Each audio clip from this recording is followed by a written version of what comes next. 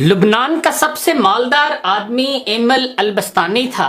उसने अपने लिए एक खूबसूरत इलाके में, जो कि बैरूत के साहिल पर था, कब्र बनवाई कि मरने के बाद मुझे इस कब्र में दफन किया जाए।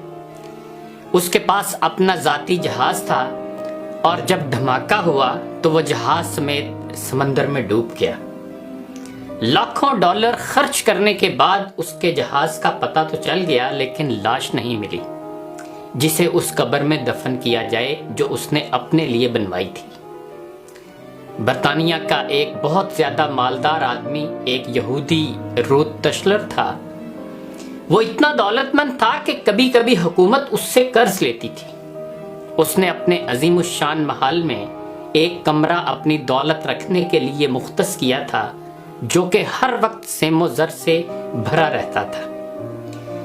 एक दफा वो उस कमरे में दाखिल हुआ और गलती से दरवाजा बंद हो गया। दरवाजा सिर्फ बाहर से खुल सकता था, अंदर से नहीं।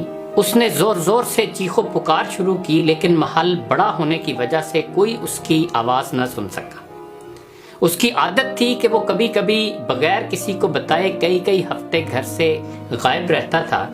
जब वो किसी को नजर न आया तो घर वालों ने सोचा कि हस्बे आदत कहीं चला गया होगा।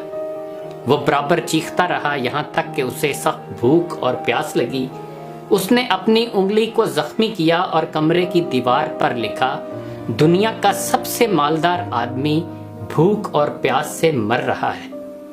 उसकी लाश कई हफ्ते बाद दरियाफ्त हुई। ये पैगाम है उन लोगों के लिए जो समझते हैं कि मालो दौलत ही हर मुश्किल का हल है और दुनिया की हर जरूरत इससे पूरी की जा सकती है। दुनिया से जाना एक बड़ा हादसा है, लेकिन हम नहीं जानते कि कब, कैसे और कहां जाना है। इंसान सफर पर जाता है और फिर वापस आता है, घर से बाहर जाता है और फिर लौट आता है, लेकिन जब दम निकल जाए तो फिर कोई लौट नहीं सकता। मुबारकबाद के काबिल हैं वो लोग जो किसी पर जुल्म नहीं करते, न किसी से नफरत करते हैं, न किसी का दिल तोड़ते हैं और न अपने आप को किसी से बरतर समझते हैं, इसलिए कि सबको जाना है। एक आदमी टैक्सी में बैठा तो देखा कि ड्राइवर कुरान सुन रहा है। उसने पूछा, क्या कोई आदमी मर गया है?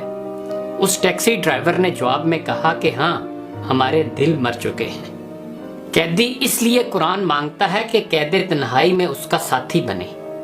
मरीज अस्पताल में इसलिए कुरान मांगता है ताकि अल्लाह उसके मर्ज को दूर करे। और मुर्दा कब्र में तमन्ना करेगा, काश मैं कुरान पढ़ता तो आज कुरान कब्र में मेरा गमखार होता। आज न हम कैदी हैं, न मरीज हैं और न मरे हुए हैं कि कब्र में कुरान की तमन्ना करें। कुरान आज हमारे हाथों में है, आंखों के सामने है, तो क्या हमें इस बात का इंतज़ार है कि हम इन मुसीबतों में से किसी एक मुसीबत में गिरफ्तार हो जाएं और फिर कुरान को तलब करें? अभी वक्त है। आइए दुआ करें कि अल्लाह कुरान को हमारे दिलों की बहार, हमारे सीनों का नूर, हमारे अयूब का पर्दापोश, हमारे नफूस का मददगार, हमारी कब्र का साथी और रोज़े महशर में हमारा सिफारशी बना दीजिए। ऐ अल्लाह, हमें कुरान के हकूक़ अदा करने की तौफीक अता फरमा दीजिए। इकबाल ने भी हमें झंझोड़ने की कोशिश की थी। ज़मीं क्या आसमां भी तेरी कजबीनी पे रोता है, गजब है सत्रे कुरान को चलेपा कर दिया तूने। सुबह से गर किया तौहीद का दावा तो क्या हासिल, बनाया है बुते पंदार को अपना खुदा तूने।